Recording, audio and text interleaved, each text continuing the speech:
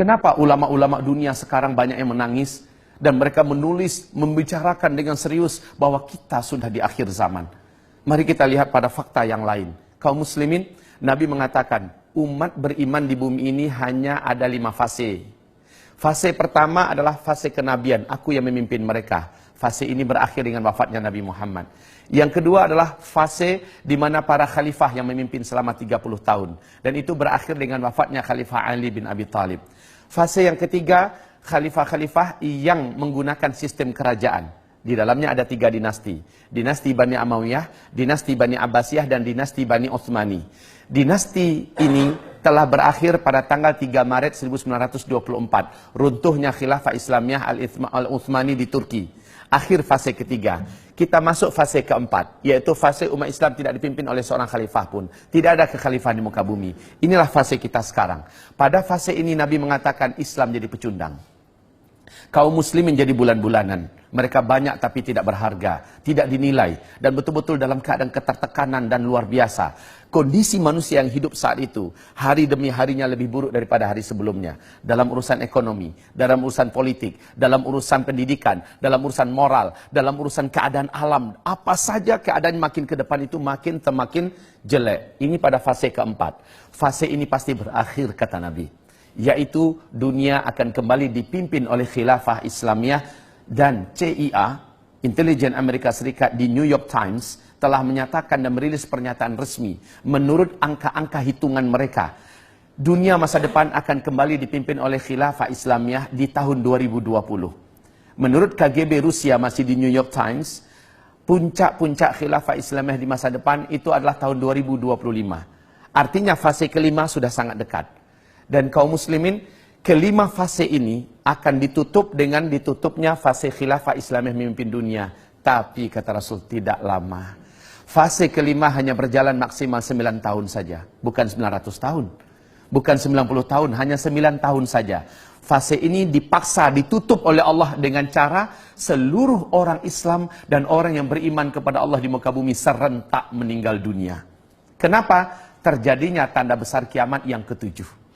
Pada tanda besar kiamat yang ketujuh, seluruh orang yang beriman di bumi serentak Allah wafatkan. Bertiupnya angin lembut dari negeri timur atau dari Yaman, angin ini segera membungkus bumi.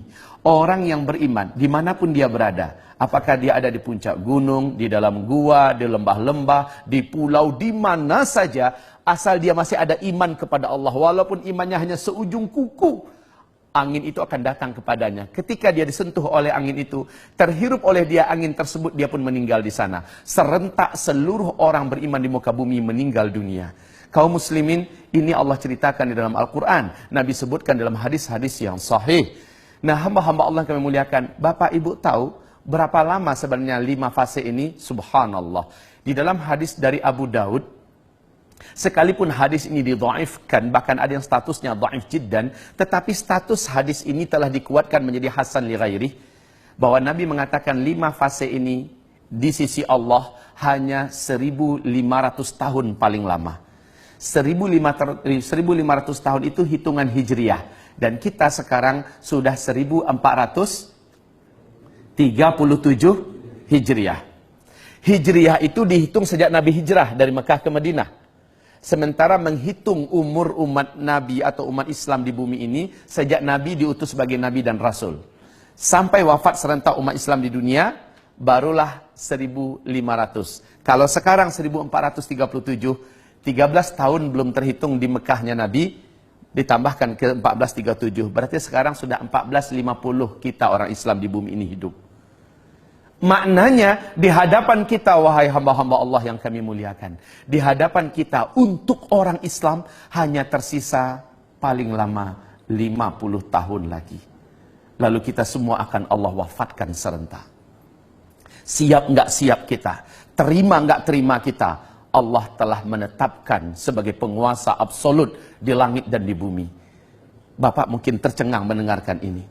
Bapak mungkin kaget mendengarkan ini. Tetapi sungguh demi Allah, risalah yang saya sampaikan ini telah sampai ke Arab Saudi, telah sampai ke Amerika. Insya Allah dengan izin Allah di New York, tak lama lagi saya akan diundang menyampaikan materi ini. Di Australia saya telah menyampaikan materi ini. Kita sudah sangat dekat dengan akhir zaman. Hamba-hamba Allah yang kami muliakan. Yang paling mengejutkan adalah Nabi menyebutkan ada 10 tanda besar kiamat. 10 tanda besar kiamat ini tidak akan terjadi kiamat sampai yang 10 ini muncul seluruhnya.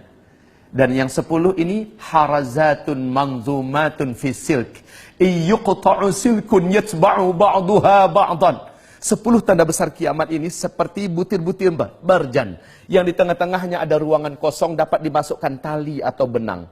Jadi antara satu dengan yang lain itu terhubung gara-gara adanya tali yang menghubungkan. Di bagian bawahnya disimpul.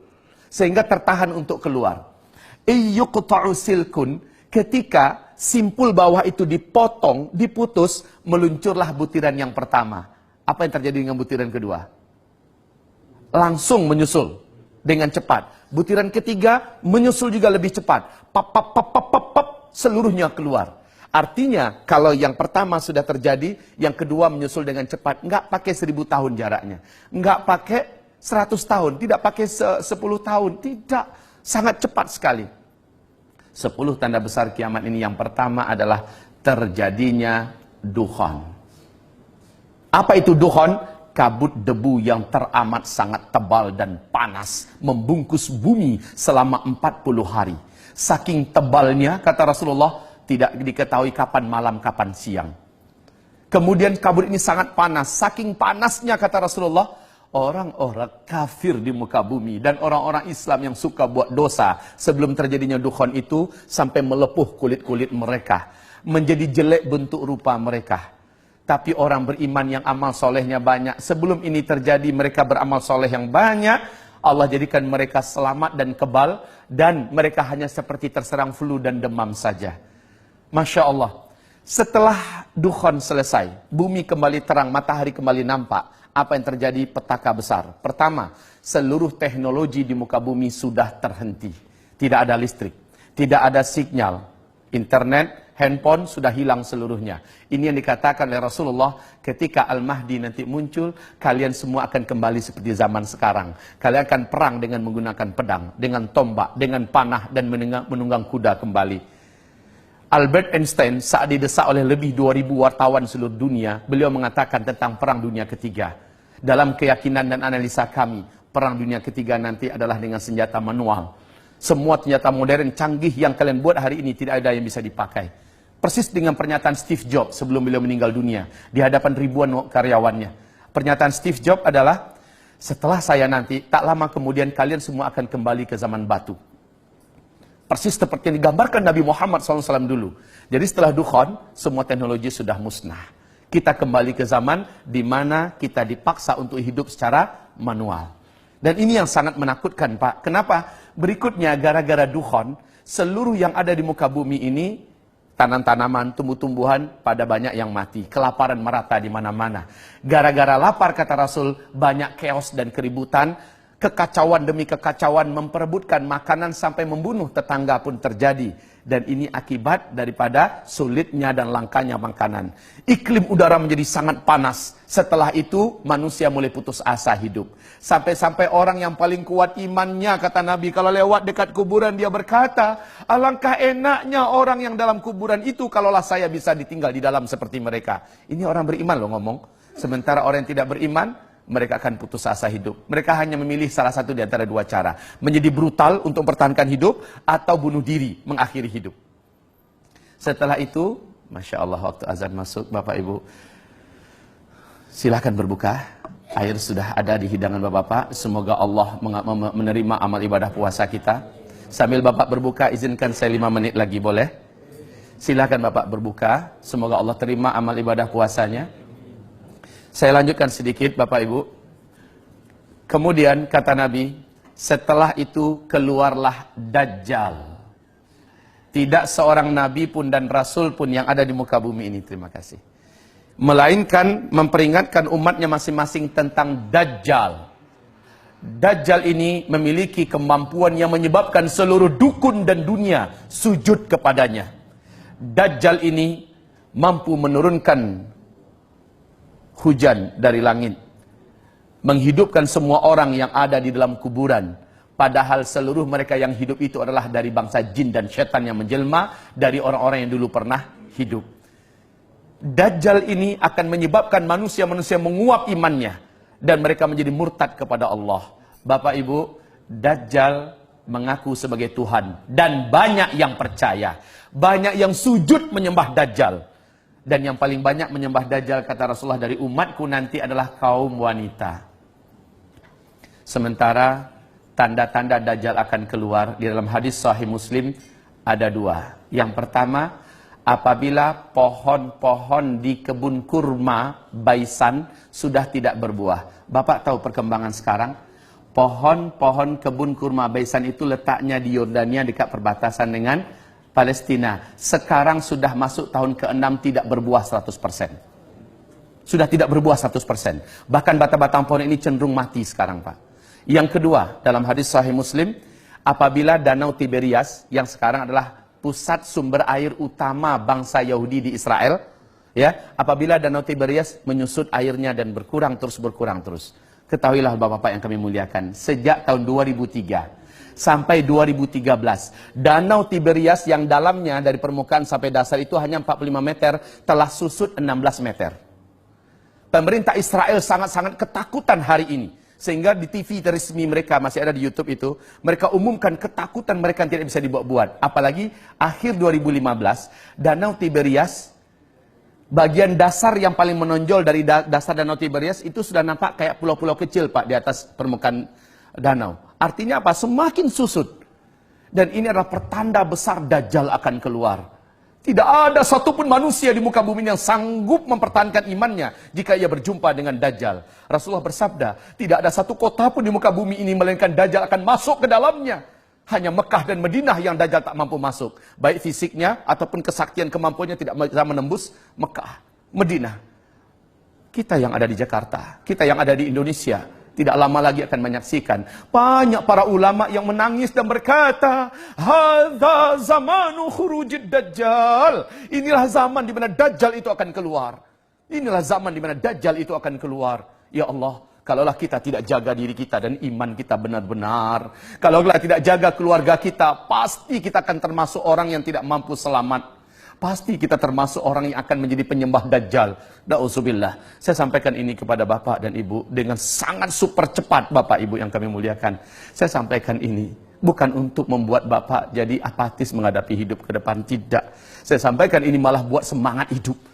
Seperti sahabat-sahabat Nabi ketika diuraikan tentang akhir zaman, mereka mengatakan ini akan terjadi di zaman kami. Lalu dampak yang terjadi apa? Mereka bersemangat memanfaatkan umur yang ada untuk mencari bagaimana timbangan amal mereka menjadi berat di sisi Allah.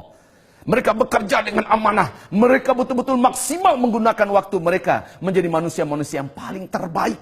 Bila datang panggilan azan, mereka tidak mau lagi menunda waktu untuk melaksanakan sholat. Sujud di hadapan Allah, menangis lama-lama. Mereka maksimal berjuang. Bapak Ibu, Bapak-Bapak adalah pejuang yang luar biasa. Penyelamat dan pembela negeri. Tetapi Bapak adalah calon-calon mayat.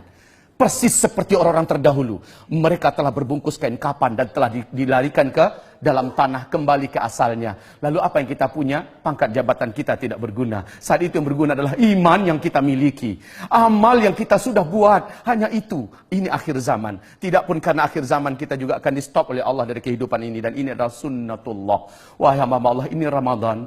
Anggaplah ini Ramadan terakhir kita. Boleh jadi kita ke depan sudah ada di alam yang lain, ya kan? Kita tidak tahu rahasia apa yang akan Allah sembunyikan untuk diri kita. Yang pasti masa depan sudah semakin gelap. Tetapi kita masih hidup sekarang. Selagi masih hidup, maksimallah berbuat. Maksimallah berbuat. Jadilah manusia-manusia terbaik yang akhirnya dapat dibanggakan di bumi, dapat dibanggakan di langit, di dunia, bahagia, di akhirat, di dalam surga. Amin, ya Rabbal Alamin. Mari kita berdoa. Kita harapkan doa ini naik ke langit dan Allah turunkan segala kebaikan untuk kita semua. Astaghfirullahalazim, astaghfirullahalazim, astaghfirullahalazim. Alladzi la ilaha illa huwal hayyul qayyum wa atubu ilaih.